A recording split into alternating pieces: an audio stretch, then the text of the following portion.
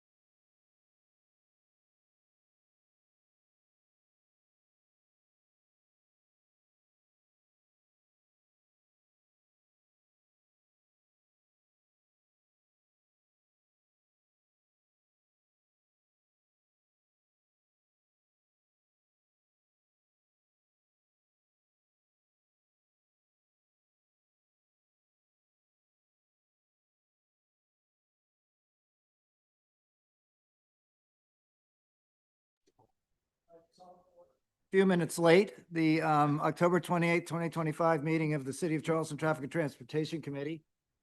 Thank everybody minus one for being here on time today, and begin, if you don't mind, with a moment of silence. Thank you.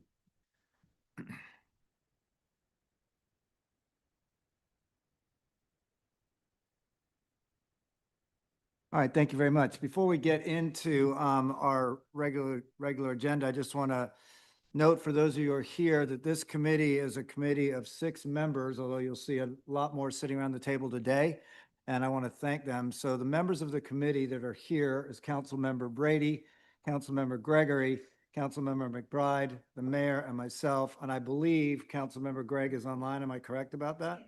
I So we've am. got a full committee, and then I just want to welcome Councilmember Shealy, Appel, Tinkler, and Mitchell here. We're taking up a lot of important things, not the least of which is the future of infrastructure in this region, which is the transportation sales tax referendum. So it's great for those of you who look around this table that you see such participation, even from people who are not a member of this committee. So thank you all so much for being here. That being said, let's get to our agenda. The first thing is approval of minutes from October 14th, 2025. For approval. Do I have a second? Any discussion, additions, deletions, corrections? If not, all in favor? Aye. Are there any opposed? The ayes have it. Next, Mr. Mathis, SCDOT Road Maintenance Transfer Request for approval. Bear Swamp Road and Ingram Road. Move for approval. Got a motion, a second? Anything we need to know about this? No, sir. Bear Swamp Road, we have Mr. Ryan Bucci here. If there's any questions, and Ingram Road, Miss Melina Dinwiddie is here. If you have any questions for those. Okay, great. Any questions from any member of the committee or any other member of council? If not, all in favor? Aye. Any opposed? The ayes have it. Next, approval of Code Enforcement Officer, Mr. Lewis Staggers III.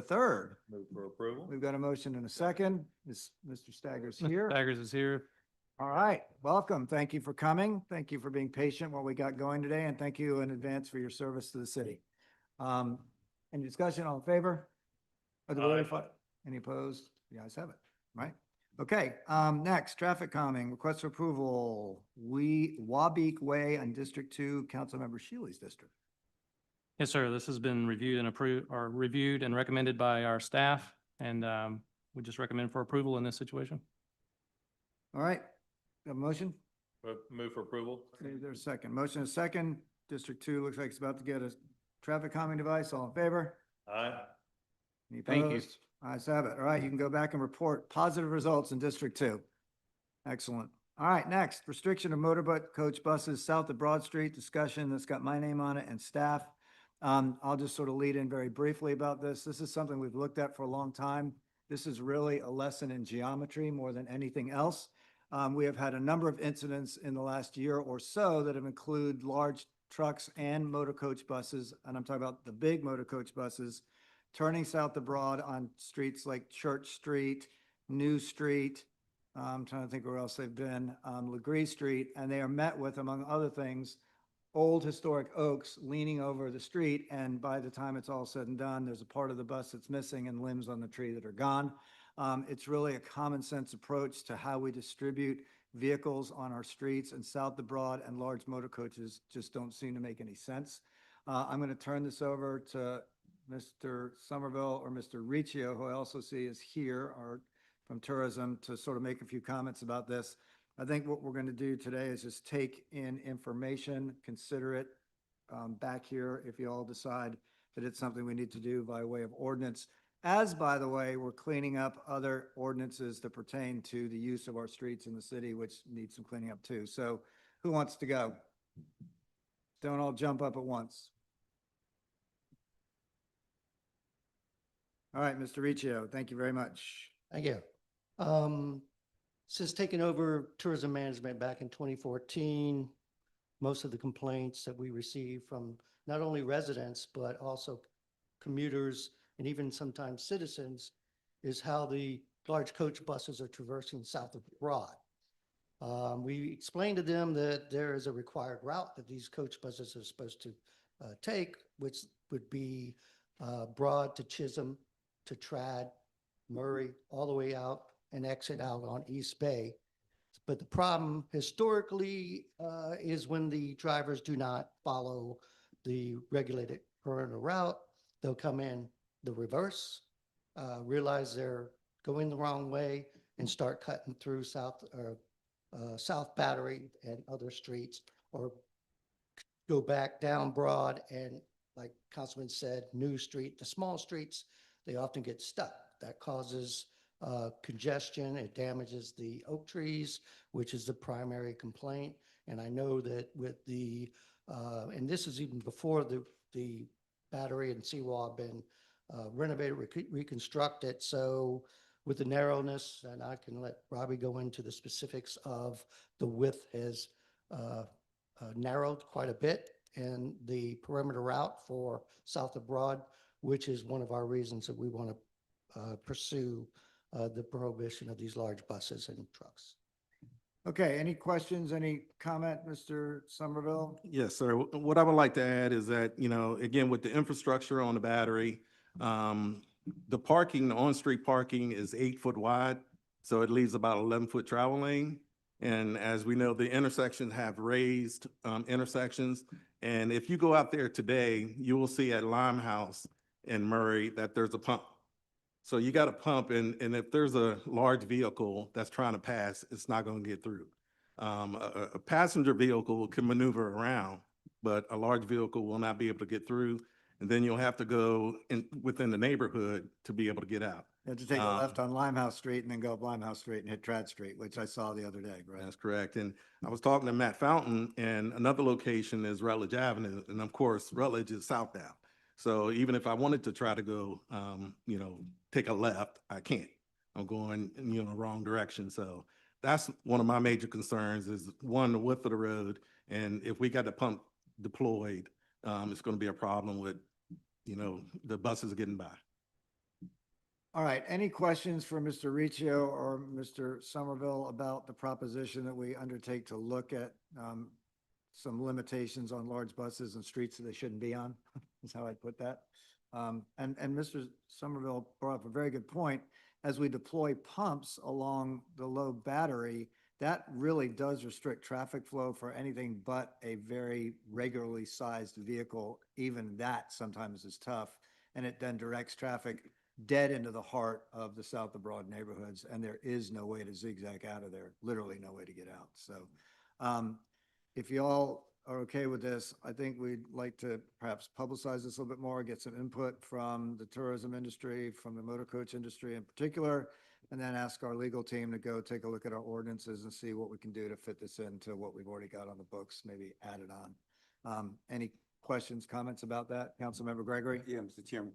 Have we considered the only traffic south of Broad will be residents? I think what our team is going to tell you is restricting traffic flow like that would run afoul of SCDOT mandates, that we can't actually restrict usage of our streets for purposes of only a certain segment of the population rather than specific vehicles that don't fit on those streets. Am I right about that, y'all? Even if it's a safety issue? Are we saying that they would perpetuate situations that are unsafe? Because I think that's what we're talking about, safety. Well, large buses. Right. Yeah, by blocking the road. If it was resident only, Councilmember Gregory, you wouldn't be able to drive down there either. And I think that probably would Understandable. create some challenges. Right. Use a bicycle. I mean, I think they're always happy to see you south of Broad. just throwing it out there. All right, any other questions, Yeah. comments? Councilmember Gregg out there? All right, we'll send this Oh, back to, no, sorry, Yeah. Councilmember I Brady. mean, so would there be a way, just as we look at it, to sign the way we do in neighborhoods, like no through trucks, no commercial vehicles, and just be able to put that as a restriction for, to make it obvious, rather than, if you have a motor coach coming in from out of town, they may not necessarily know what the routes are. Well, a couple things is, one, all the large motor coaches that come into town are supposed to check in before they get south of the visitor center. We do have a good number of signs south of Broad that say no through trucks. As you know, the way people now get their directions is not by looking at signage. They're looking here, and having Google go on and sort of shutting all those streets down has been a challenge. So we would really love for the larger vehicles to comply on the front end by checking in at the visitor center so that they can take direction from our team. I think if the direction is, please don't take your large buses south of Broad, it will be very simple, but let's hear what Mr. Riccio has to say about Yeah, that. to answer your question, what we do, we require any coach bus coming into Charleston to pre-plan in advance. We ask them months in advance as much as possible. We, upon receiving their application, we give them a copy of the perimeter map for the coach buses so that they are put on notice before even coming to Charleston, which routes to take, which streets are prohibited. Still, with that, it's an issue if they don't follow the rules, which that's why the enforcement guys are out there.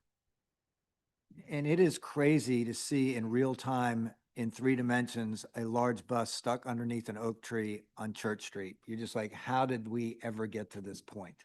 And so sometimes we need to give people some encouragement and direction. And it seems to me this might be a pretty good place to start. There are some other challenges we've got with our streets and large vehicles that we're probably gonna have to think about as we get more and more flow across those streets. But this one seems to me to, if we can come up with something that's commonsensical and, like I said, fits the 7th grade geometric test that we all need to take, probably something we ought to do. So let's see where it all goes, if that's okay with y'all. Yeah. All right, I think we are caught back up. We're now on schedule. Next 7 is the big item today for the next few meetings. And by the way, this is a reminder to everybody, mostly to myself, that for the next 3 meetings, we will be meeting at 3 o'clock. 3 o'clock. Everybody got it? Thank you. Right. Memo to self. Thank you. All right, I'm going to turn it over to the mayor on the transportation sales tax initiative discussion, and we will then open it up and I'm sure have a lively conversation. Mr. Mayor. I appreciate it, Mr. Chairman, and thanks to council members and members of the audience that have come here today. It's good to get everybody's input. We can pull up this slideshow. Thank you, council member. Yep.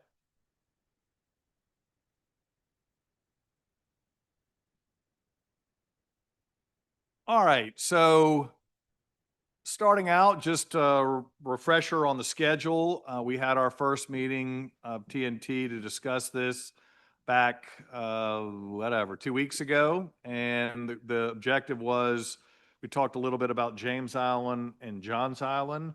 We've had several meetings between now and then. What we're going to show you today is kind of the summarized list of where we're ending up there. Again, not set in stone. This is for discussion purposes. And then we're going to talk a little bit more high level about opportunities for West Ashley and the peninsula. So we've broken them down into 4 different parts of the city in Charleston County. Reminder, Daniel Island is in Berkeley County, different sales tax initiative there. Sorry, Councilman Gregg. But so the next meeting to discuss more details on downtown and West Ashley will be on Wednesday, November the 12th. Then follow up, kind of trying to summarize everything, finalize everything on November 25th, and then have a council approval and vote before the deadline of December 1.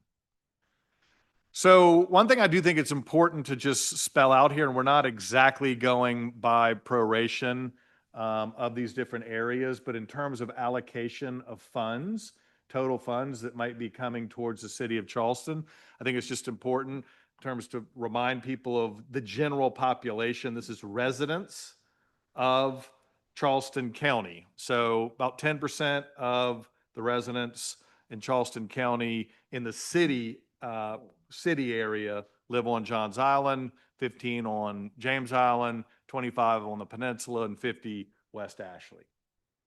And then when we're looking at this, in order to just try and be equitable and be respectful of our neighbors in terms of North Charleston and Mount Pleasant, this is the number, the projection that the county has produced relating to what the TST might raise over the next 20 plus years. That's $4.25 billion. So that you all are aware, the city of Charleston's pro rata population of that is just under half. So when we're looking at what the city might be able to budget towards, that's the number we're using. We're not asking for more. We're not asking for less. That was just kind of the logic that we came up with, which I think is pretty defensible. So where did we end up on Johns Island? First and foremost, and hopefully this will not need to be part of the TST 26, is the widening of Maybank between the Fenwick and the bridge. This is something that is an ongoing effort. Right now, we think we have a good plan with the county. We're working hard on that together.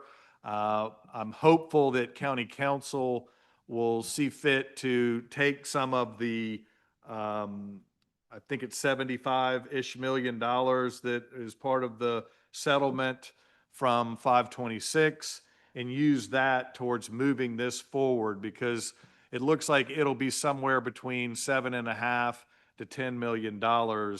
And hopefully that wouldn't need to count towards the allocation of Johns Island. But can't stress how important that widening is and how much of a difference that will make people getting on and off the island.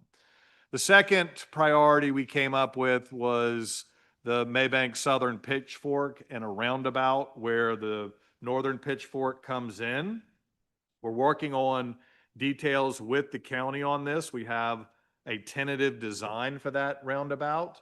I'm not going to show it yet because we want to vet it with DOT and make sure that there's nothing there that might prevent it from happening. But what that would do is it would eliminate potentially the light at Fenwick and provide a steady flow of traffic without lights coming from both northern and southern Pitchfork on and off the island.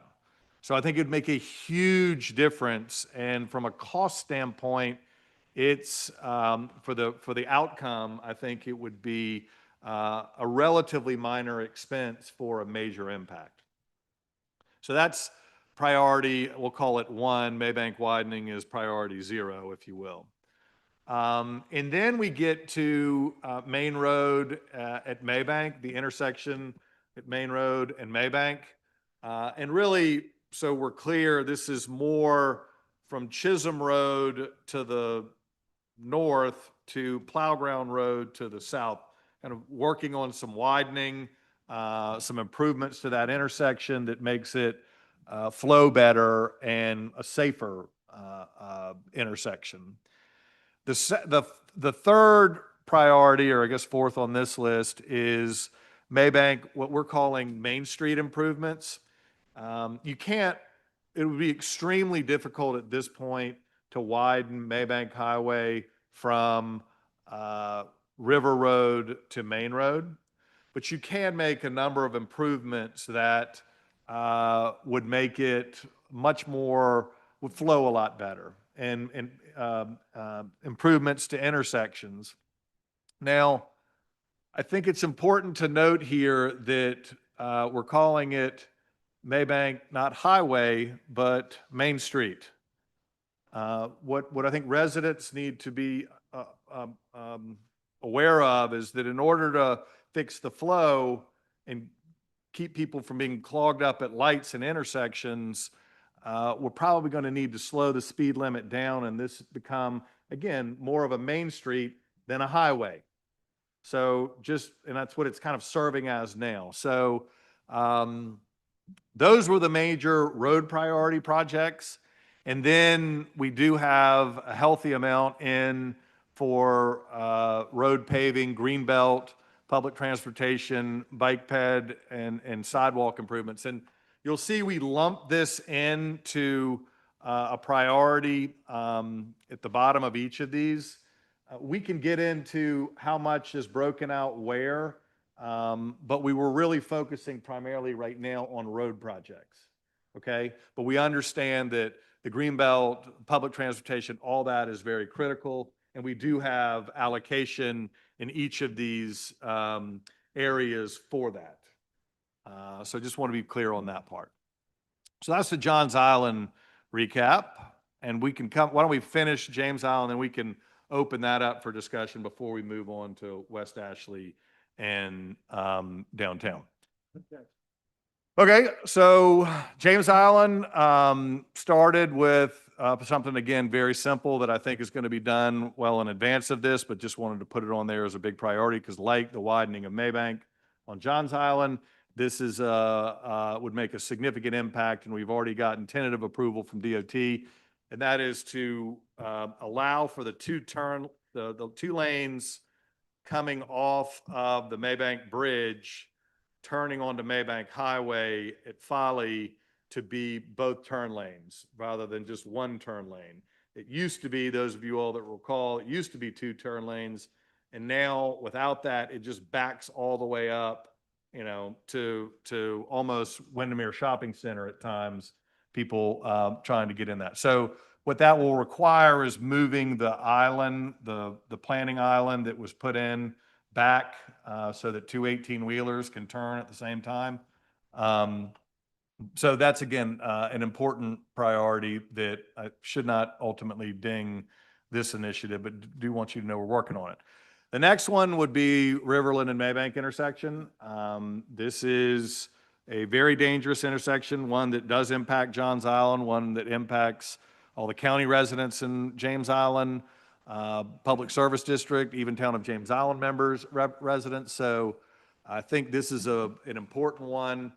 There's not going to be a great answer to this because it will require taking out some of the trees that are along the golf course there. We're trying to minimize that and be smart about it. But in essence, what we're going to need to have is a left turn lane going on to Riverland when you're going towards Johns Island or going south or west, and then prevent turn lane when you're coming off of Johns Island, turning left onto Riverland. You'd have to go around because that would just be a larger widening and take out almost all of the magnolias. Harbor View, now we're getting into the really expensive projects. Harbor View is one that there are a couple of different opportunities there or needs there. It obviously backs up significantly at the James Island connector, especially when that part of Harbor View is underwater. And so we're going to need to figure out ways to potentially raise that road. And to be honest with you folks, that raising a road is extremely expensive. I mean, because you're in essence building a bridge in Charleston, right? I mean, you got to pile everything and make sure that it's secure. So, you know, Harbor View is a pretty critical intersection or artery, and so that's our number 3. The fourth one for James Island would be Folly Road improvements to complement the RSA, the road safety audit that DOT is doing. That is, you know, you all are well aware of that. You all have seen it in many parts of your district. It's great what DOT is doing and that they'll pay for it, and it will make our roads and intersections a lot safer and fewer and result in far fewer traffic accidents.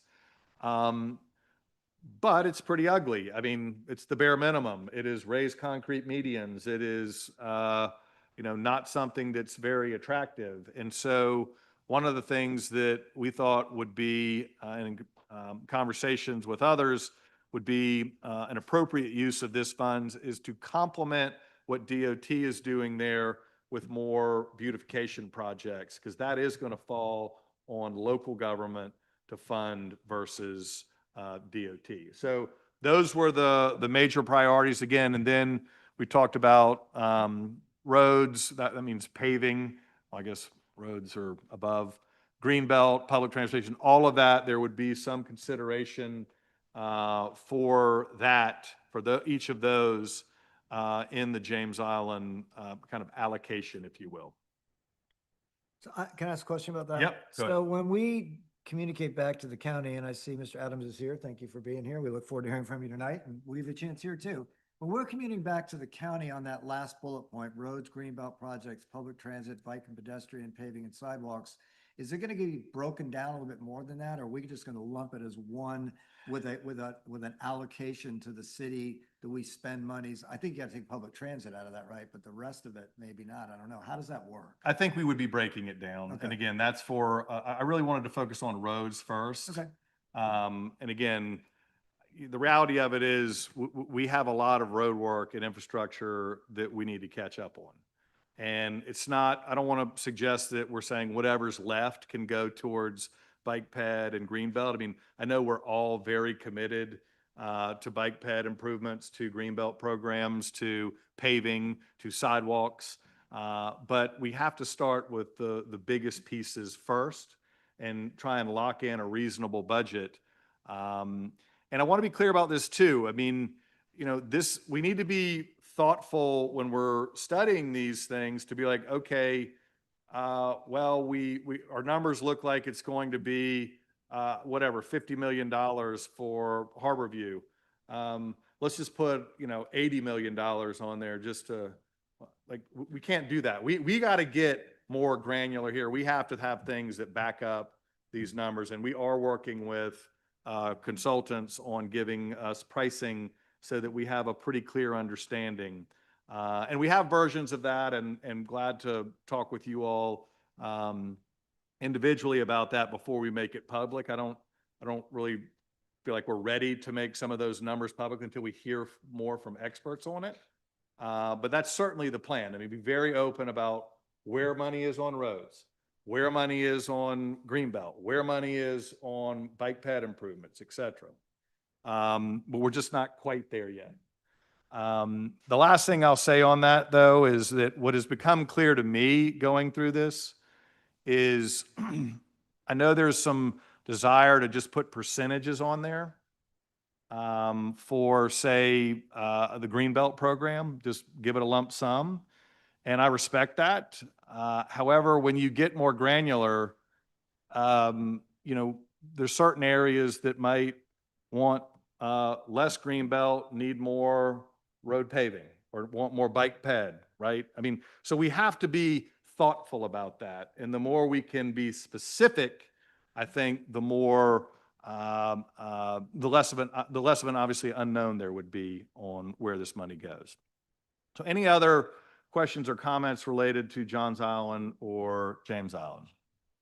All right, Johns Island, James Island up now. Councilmember McBride. Just one point of detail, just to add to what you already said about the pitchforks coming together, just for the public understanding that part of the plan is to realign the northern pitchfork so it comes out closer to the bridge. So that's where the northern pitchfork would meet a future southern pitchfork and eliminate the light at Fenwick Hall alley, which you mentioned. And just for those that aren't aware, the alignment of the two pitchforks coming together would be approximately just below the power line, gas line cut through when you're coming on the island. So it'd be when you come around what the curve there, that's where it would be potentially located. All right, any other questions on Johns and James Island? Preliminary thoughts about priorities for the city as we go forward to the county? All right, I see Just, nods.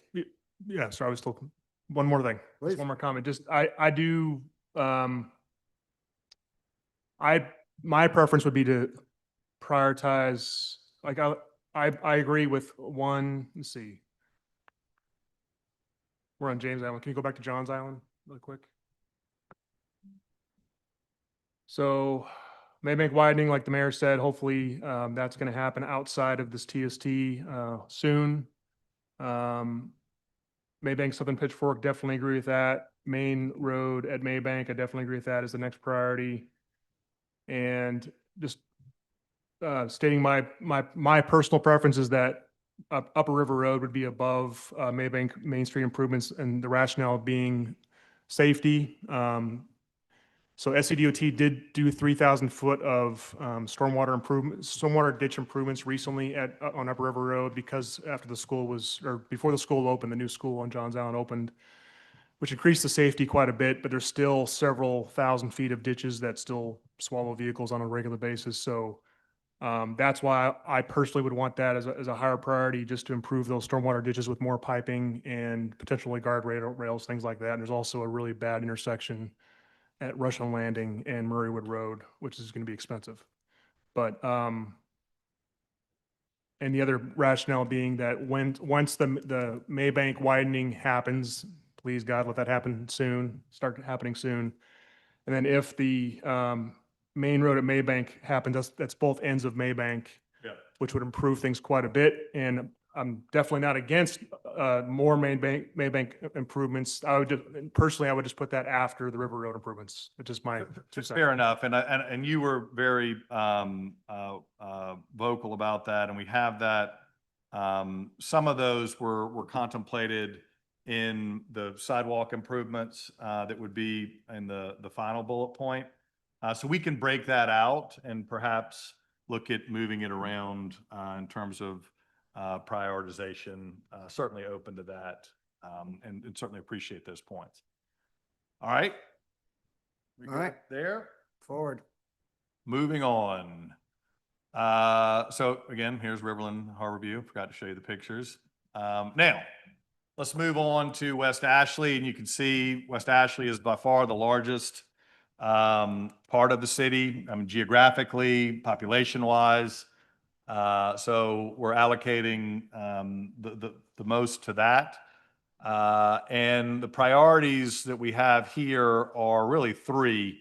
And they're more corridors-ish, except for Glen McConnell, but 17 South, I mean, there's several improvements that we're looking at between widening, drainage, paving, safety intersections, complementing road safety audit there. So really all the way out to almost the edge of Charleston County on 17, there are various improvements, and that's been really studied 6 ways to Sunday. And what's needed over there, I think, is relatively defined. I'm looking over the T&T group. And so this is, again, for discussion purposes. We can get into those details, but that's the gist of it, that major artery there. And then next priority with the Glen McConnell flyover at Magwood, that is something that I know has been very much on the radar for at least 3 of our council members. You hear about it on a regular basis, and candidly, it's much needed. I mean, that intersection is incredibly dangerous and difficult. The third one is, again, more of a corridor here. This is really Ashley River Road from the bridge going out, and really where it, as it becomes not just 61, but Old Town Road and some of the improvements there. Right. And that's, again, Ashley River Road needs to be raised there. It's low. But then you've got all kinds of improvements that are needed: pedestrian safety, crossings, beautification too. It's more dealing with what we have versus major new infrastructure pieces. And a lot of these things, I think, are long overdue. And then the last part of it is, again, you have a lot of needs for public transportation, bike ped, paving, sidewalks, et cetera.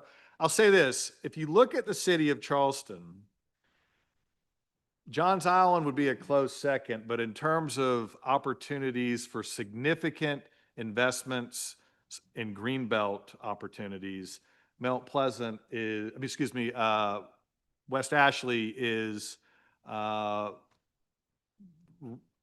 there's opportunity. There's some really strategic locations that I think that could be used, we could identify for Greenbelt purchases. None as, say, the obvious one in Mount Pleasant, which is the Republic tract, but similar ones, particularly as it relates to 61 and Bees Ferry.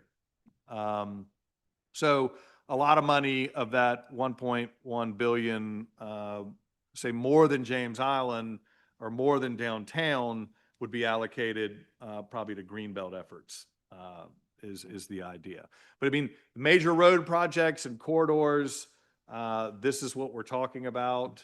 And again, happy to answer any questions about that. And what we're looking for is the representatives from that West Ashley. We've got time set up, I think, this week. A few couldn't make it. I think I've got a separate meeting with you, but just coordinating everybody, making sure you get into the weeds on this. You've got your perspective, and then we'll come together with a collective prioritization. If there's something we need to add to this, certainly open to that as well. But this is what has been come up with to date.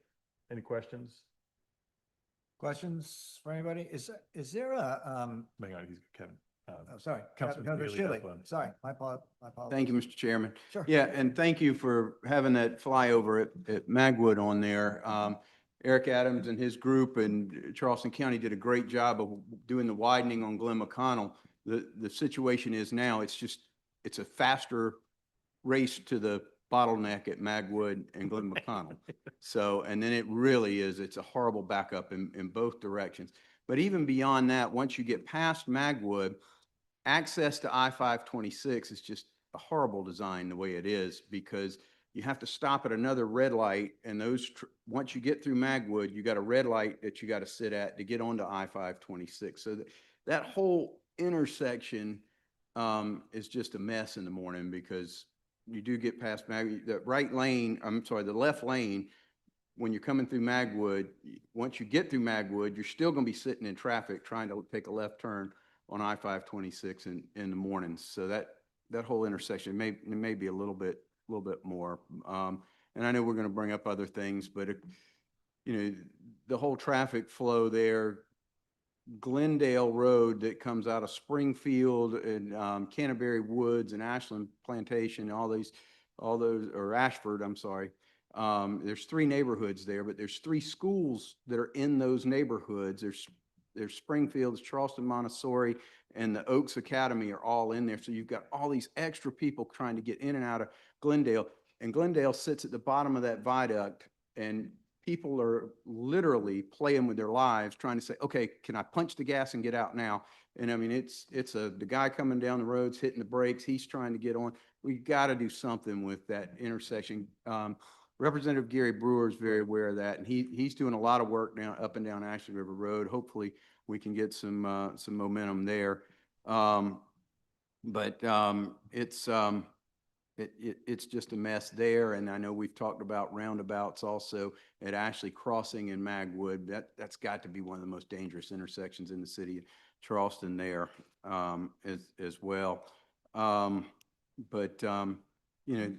There's a little more as we get into our Sure. meetings that I'd like to discuss on some other Yeah, and I things think as well. one of the things that we are looking at too, just for, to try and be respectful of, other parts of the county for sure, and know that we can't get everything, is where can we leverage, efforts that are ongoing at the state? As you pointed out on 61 with what Representative Brewer is really beating the drum on. I think he's gotten some traction on that.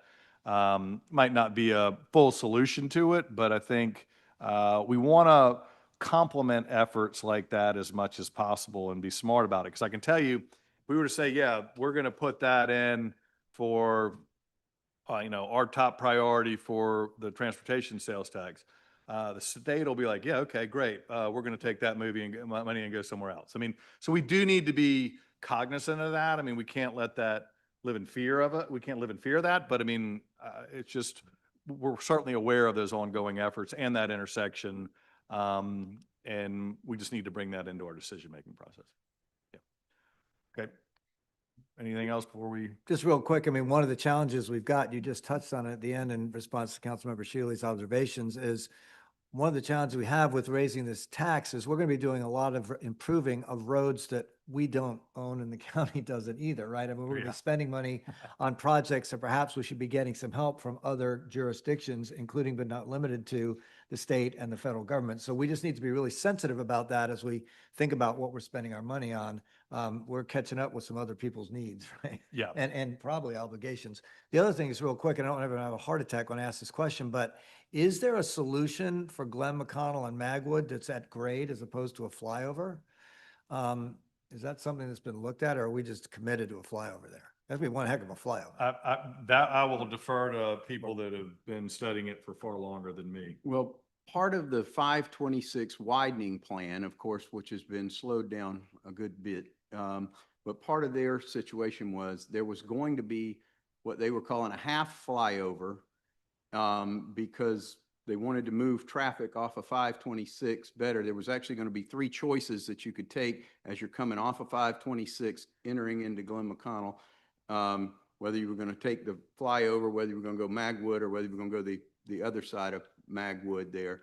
But it was only going to be a half flyover. And that, I remember this being back in 2020. And I remember asking, why wouldn't we do a full flyover? And they said, well, it's not within the scope of the project. Scope of the project's not to move traffic on Glen McConnell. It's to move traffic on I-526. It was the craziest thing I thought I'd ever heard.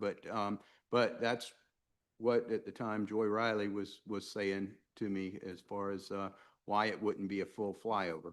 So I know the county has looked at this a little bit and said, what can we do to move traffic both ways? But that's why we came up with the flyover idea, is that there's going to be a half flyover eventually, whenever this 526 widening happens. You have to be determined to, I get it. Okay, any other questions on West Ashley potential road projects? Right. Oh, yes, sir. Councilmember Ballard. Thank you. I would just add to that there's a hospital right there, which I think is probably a pretty sensitive part of this, that you've got to, figure out how to move traffic while maintaining, absolute access to be able to get right there. So that's probably why they've come up with that. If I had to guess, I don't think anybody from outer West Ashley would be like opposed to looking at a cheaper solution that works.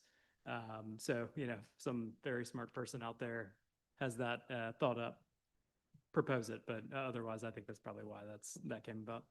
All right, any other questions on West Ashley? All right, moving on. All right.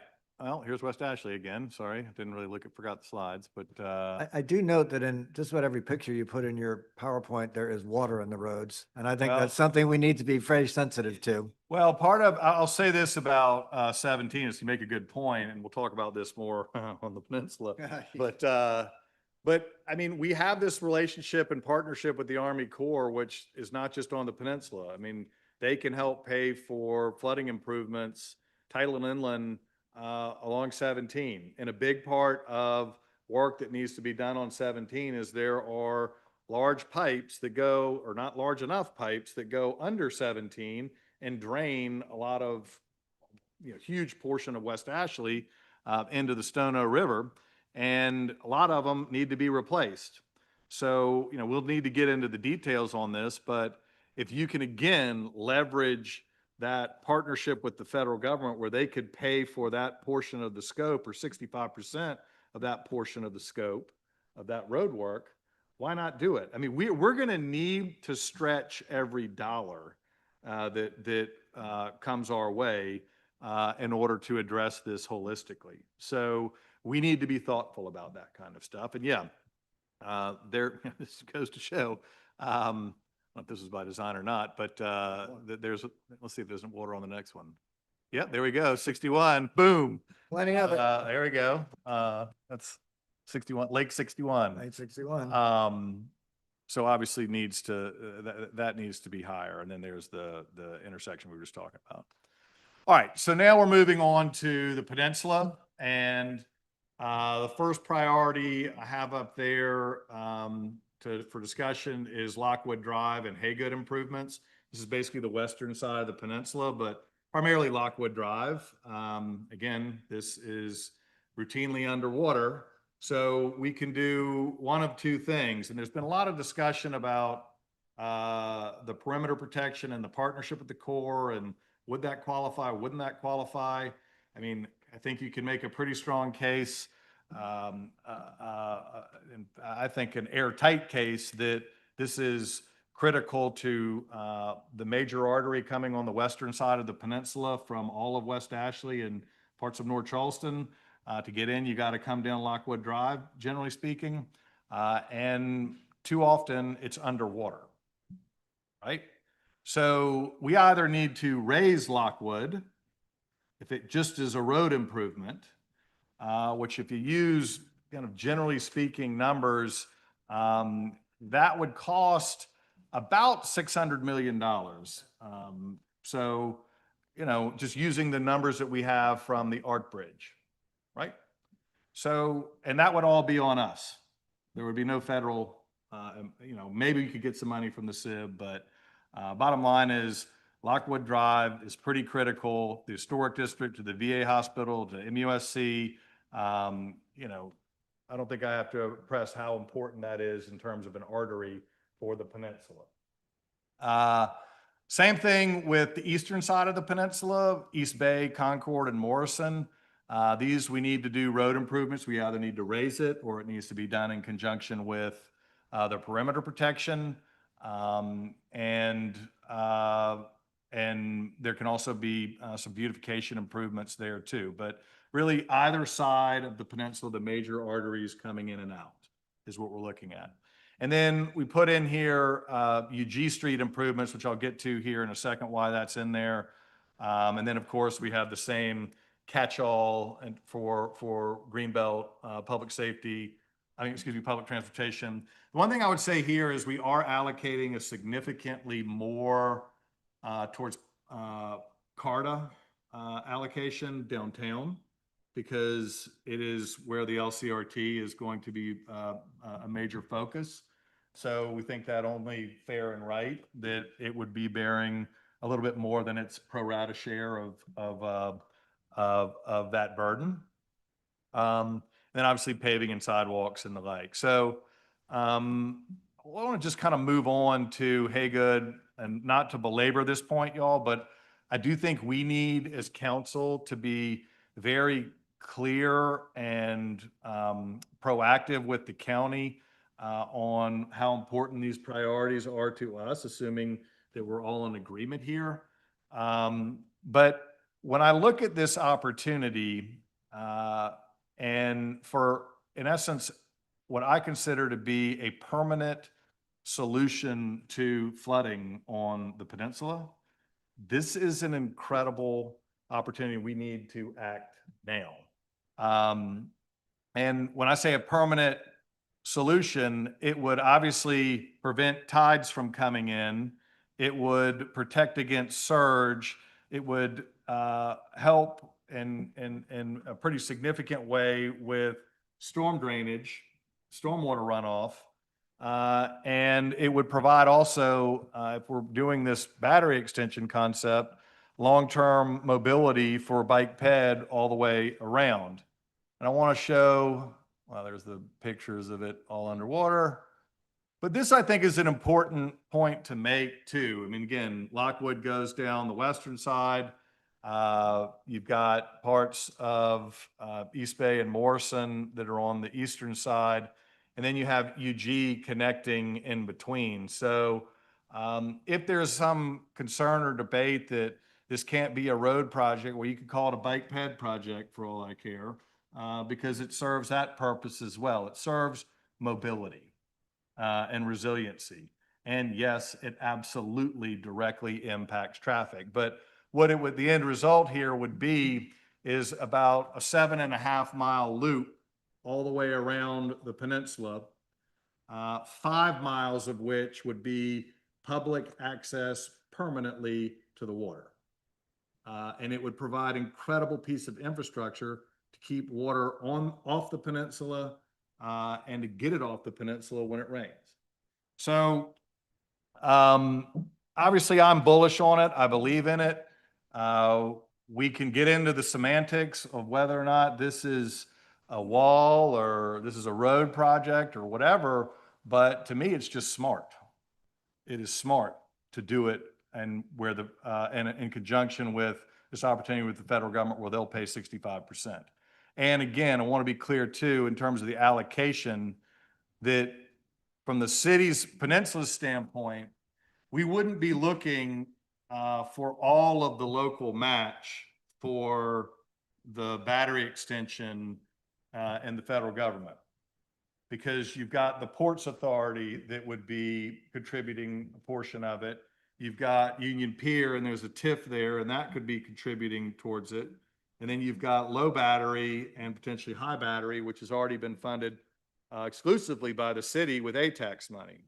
So this is really just the arteries, Lockwood, East Bay, and Morrison and Concord, that are being considered for the transportation sales tax. So we've tried to be thoughtful about that So this isn't viewed as some sort of windfall or controversial project. And it's certainly well within the peninsula's allocation and keeping money aside for Greenbelt and corridor and bike and paving. So that's my soapbox speech on that. And I think that's the last slide. Gotta have more water. Yeah, that's right. Sorry. Now, happy to answer any questions on this. All right, I see Councilmember Gregory quick to the mic, so we'll let him go first. Yeah, we're talking about main arteries. I think Rutledge Avenue is a main artery. Whenever we have a rain bomb or whatever, we shut that main artery shut down. I don't know how it fits in here. But I do think if we're talking main arteries, it definitely needs to be considered. In addition, as you know, there's a lot of inland flooding in District 6, well, all across the city. But there's some major points, especially Gordon Street, where folks may have to sit in the house 3, 4, 5 hours before they can get out there. And then there are a number of other ones within that area. Too many to mention, really. But in terms of major artery, I think we really need to consider Rutledge Avenue. All right, anybody else? So yes, sir, Councilmember Pell. Just a comment here. When we're making the pitch, I mean, a lot of this is PR and convincing, winning hearts and minds. I'm a huge proponent of what you're talking about doing on the peninsula. I think it's what we need to do for the future of Charleston. And I know we've done a lot of analysis breaking down the relative percentage of population around the county, but I think it would serve us well to look at just how much transportation sales tax revenue is generated on the peninsula through the 8 million tourists that come through every year. Because one of the big things you'll hear when you start talking to people in the community about the transportation sales tax is we're taxed so much, this is another tax. Well, I think we need to start getting the message out there that tourists pay a lot of this tax. And I would wager north of 80%, if not more, of that is coming on the peninsula. So when we're making the push for peninsula projects, things of that nature, protecting the future of the peninsula itself, I think that's an important piece of the puzzle from a data standpoint and a messaging standpoint. So just a thought. If I may just answer. I mean, I appreciate that. I think there is certainly a disproportionate amount of the sales tax revenue comes from downtown, and a lot of it, to your point, is paid by visitors. It's one of the beauties of it, is it takes some of the burden off of residents. I do think it's important to me. It's so critical that this TST get passed that to me, this doesn't need to be controversial. This doesn't need to be something that the peninsula is getting more than its share. This is actually well under its share of the population, let alone the revenue. So we're trying to keep it, and the only reason that's possible is because of the partnership with the Army Corps. But the time is now. I mean, like we have to move on this. A decision has to be made, and this will leverage 3x federal dollars, which is something I think we really can't ignore. All you, brother. Chairman, Councilmember- one more comment. It's out of context from this. Sorry, it's one of your earlier slides just about the population breakdown based on the proportion of how much per area. I think we also, as you're refining these numbers, looking at what the population is expected to be in 10 years is important because certain parts of Charleston are growing a lot faster than other parts, obviously. Absolutely. And again, I didn't, in fairness, guys, there's no voodoo math going on here. I mean, this was literally just, we needed a place to budget from, and this will shift around and completely respect that Outer West Ashley and Johns Island is growing in terms of population. Without question, but you also have downtown, the population is going up significantly with a lot of the infill and apartments that are coming in too. So, certainly need to take that into consideration, and it's a very fair and valid point. Okay, anybody else? I've got a few. Surprise. So to Councilmember Appel's point about the collection of this and the distribution of it, it also, I think, is important to recognize, I know that Mr. Adams is well aware of this, not only do the 8 million tourists who come here pay a good amount of sales tax while they're here, the other group of people that comes on a very regular basis are the people from outside of this county who travel into the county every single day, at least 5 days a week, to work, to do plenty of other things, and they're spending money and we're collecting a half-cent sales tax. You will remember that the largest employer, not just in this region, but in the state, is MUSC, right? Which sits right in the heart of the peninsula, and they've now made a commitment generationally to stay in the heart of the peninsula for a long time. We currently, every month, I think I've told you all this when we went through the MUSC conversation, every month, 40,000 distinct trips on CARTA come in and out of the MUSC campus, on and off the MUSC campus. Those are 40,000 cars that don't come across our streets on the peninsula, north, south, and east, west. And Mr. Mayor, I would like to comment on the priorities and the manner by which they've been arrived at and derived, and Councilmember Gregory as well. All of the corridors that you talk about are north-south. The biggest corridor east-west on the peninsula after the crosstown, which has just gotten a lot of attention, is, Septima Parkway. This is a bad day for me, late, Right. and I didn't, I'm 0 for 2. Anyway, Makes me feel is better. after Septima Clark is the Calhoun Street corridor. And I made notes to myself that says MUSC, CFC, LCRT. All three of those things depend on Calhoun Street corridor being an open, continuously accessible corridor for mobility and transportation. Not just if you're driving in, but if you're taking the bus in, all of those things. And with MUSC having just made the commitment that it did, I think it's very important as we go through these conversations. I know that you're meeting with Council Members Mitchell and Gregory and I this week to talk about potential road projects and priorities and corridors. And as you look at the Lockwood corridor, I don't believe that the Lockwood corridor can be successful without the Calhoun Street corridor being included as well. They are integrated, they are tied to each other. And for instance, as Councilmember Gregory talked about the Rutledge, the corner of Rutledge and Calhoun, which is right at the heart of the MUSC campus, which is right where they're going to build their cancer center, that floods as badly as any intersection in the city, rain or shine.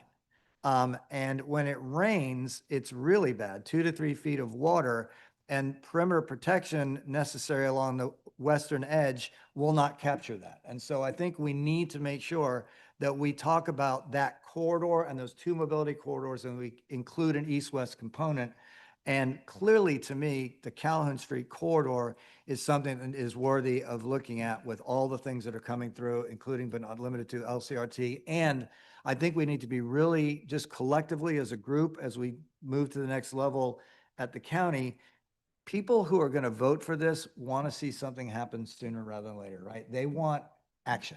I think that's one of the challenges that we've had in selling this before and going forward is what am I going to see for the dollars that I'm spending now quickly? And I think that that corridor presents a lot of opportunity, and we've got to address it because LCRT opens up in 2029. It ain't going to be R if it's flooded, right? And you're not going to be able to get to the new cancer center if it's flooded and if that road isn't improved with new crosswalks, with new intersections and all that stuff. So as we go through this, I think Calhoun has got to be part of this conversation. The east-west mobility on the peninsula has got to be as part of it, as well as the north-south corridors. And I think that my fellow council members from the peninsula are likely going to agree with that. I don't want to speak for them, but I think that you're going to hear that from us and certainly from our constituents. Sure. Thank you. And more to come on that. All right. Any other questions for the mayor? I see Councilmember Mitchell's got his light on, which I suspect me. Hand up. Yes, sir. Yeah, I agree 100% with that, with the corridor, because with that Calhoun Street corridor coming down Morrison Drive, you know, it's the same thing. When you get down to Morrison Drive, heading north, you got problems there. Now the DOT is fixing the street up in that area on Morrison Drive, but although they're doing that intersection coming from, starting from Hughie Street all the way back down in front of Morrison, the flooding is pretty bad down there when you get in front of the public housing. There's floods down there, just floods. Yeah. And when you get to Drake Street in that area, you know, you don't need a flooding there. So all it's a part of Morrison Drive coming over, because the post office is there. And I don't know if we can even get with them to even work with us to help out with some funds also, because it's right behind where the post office is located on East Bay Street. And it's floods there. So if they raise these streets there, where's the water gonna go? Right back into the community because if they don't do something else. So we have to look at that very carefully too, when we're dealing with that Morrison Drive per se. And I know we're gonna make some changes because housing is gonna be changes with the RAD program and all this kind of stuff. But until then, people, that's a thoroughfare because people are using that to go Yep. back where the Mount Pleasant, and that's a very heavy traffic area on Morrison Drive there on East Bay Street. It's Right. very heavy. So we have obviously that on there, and I think you make a really good point and compliment Councilman Seekings on the east-west corridor, particularly Calhoun, and agree with you completely there. But, as it relates to traffic and as it relates to water on roads that prevent traffic from moving, we need to take a very holistic approach on this and bring every arrow in the quiver to make it happen. I mean, and the good news is like what I'm seeing on efforts that engineers are doing, for example, on Union Pier, and looking at protection from tidal coming in, right? And figuring out ways to creatively get water out. There are ways to do it, and more importantly, there are models that show where a good investment can be made and how strategically it can be done and what it will do. And they base their models, for example, off of the Northeastern that happened, I think it was right when I got elected. Yeah, right. Good times. Brutal. So anyway, my point is that it's going to be important to have data and science that shows that these are smart investments. And when they do that modeling, it'll be interesting to see what happens to Rutledge. And if it's not addressed, then we need to make sure it is addressed. Because again, we want them to make this a holistic approach and stretch our dollars as far as they can go. And Mr. Mayor, and Mr. Chairman, I met with the people from Union Pier, with going back and forth with them from the Ezekiel Borough twice already. And they're doing a marvelous job on this, dealing with this flooding. Yeah. And that's what they're focusing on now, working in conjunction with the city. And when you look at that plan that they have going forward, it's going to be marvelous to help. They're in with the it. weeds for They're- sure. They're doing it. They're- Boy, Or in the tunnels. They're growing weeds It's over going, there. it's going to help all the way down in that area, all the way down to Columbus Street. So it's going to be a big help. And if we can kind of coordinate together like that, then probably some money might be coming from somewhere else to kind of shuffle a little bit. And that might help it a lot too. Well, I'm sorry, I just want to say that the follow-up will be for us to get together, come back to council with kind of a tentative list on, a pre-final list for West Ashley and downtown. And then recall that the last meeting will be kind of flushing all this out, locking them in, locking in the Greenbelt allocations, the LCRT, CARTA, that sort of thing, bike ped. So that's kind of the next steps. So just quickly, I made one note I forgot to mention in my comments. As you look around, we've got some support out here, and now we've got this committee, which is going to be considering this, which is now a committee of just about everybody. I think I saw Councilmember Greg wander in too. We've got some help in other places too. As Councilmember Appel pointed out, people who come into the county who pay this half-cent sales tax are also people who want to be able to move around the county. And two of the biggest advocates we've got for getting this half-cent sales tax in place are mayors of cities that are outside of Charleston County, and that's Mayor Touchberry and Mayor Rainwater. They are actually out there advocating for this because the people who live in their towns are coming in and out of Charleston. So, as we talk about this, talk to your fellow elected officials and people around. There's lots of people who are interested in making sure that we as a county succeed in having the funds necessary to build the infrastructure for the future, because it affects not just people in the county, it affects people who come in from lots of other places. And those numbers in the next 20 years or 25 years, however long this TS2 be in place are going to increase, not decrease in terms of people coming in from outside the county. So a lot of work to do. Is there any other question from any other member of the committee or any council member? Anybody from staff, Robbie, Michael, anything? If I could just one closing comment to piggybacking off of what you said. I think we all know the importance of this. I think what we're hearing, at least I'm hearing loud and clear from voters, is that they want specifics. Yep. So we owe it to them to give them the specifics on what they're voting for. And that's what we're doing now. So I really appreciate you all's effort and the thoughtfulness that's going into this. And excited to see what the final list we come up with shakes out to be. Agreed. They want specifics and they want to see something in their lifetime. They want to see something quickly. Chairman, Yes, sir. I mean- Councilmember Gregory. not only do they want to see it, I think we're gonna have to give people something they can feel. And by that, I mean, if we want support for this, we're gonna have to make sure that those inner neighborhoods feel as though they're gonna be getting something out of this. And I'm hoping that, you know, there's flexibility. I think the last one, where we talk about roads in general, where we may be able to sort of piecemeal that in. You're gonna have to give them something they can feel, or they're not gonna support this. No, Okay? just not in your district. Yes, right. If there's no other comment, we've got a couple of minutes. And again, I apologize for being late. I know Mr. Adams from the county is here. He's going to address us at city council tonight. I don't know while he's here if you've got anything you have for this committee, or we'll wait to hear from you tonight. Great. All right. Anything else for anybody else around this table? If not, by acclamation, we'll stand adjourned for 13 minutes and then hear from the committee. Member Gregg and